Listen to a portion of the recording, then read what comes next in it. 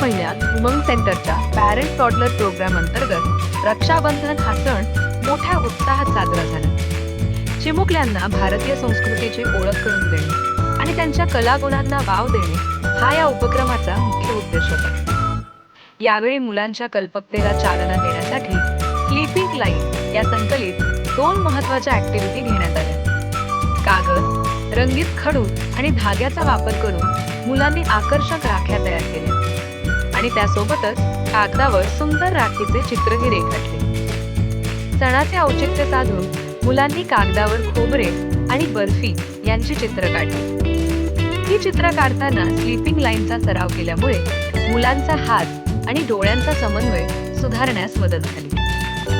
शिक्षकांनी रक्षाबंधनाचे महत्त्व सोप्या भाषेत समजावून सांगितले, तर पालकांनी मुलांना ही चित्र साकारण्यात आणि राखी बनवण्यात मुलाची मदत केली.